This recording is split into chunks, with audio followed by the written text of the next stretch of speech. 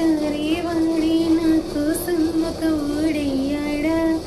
నీడెంటు చూడని వాడి నన్నే దాచిన వీడయ్యాడా,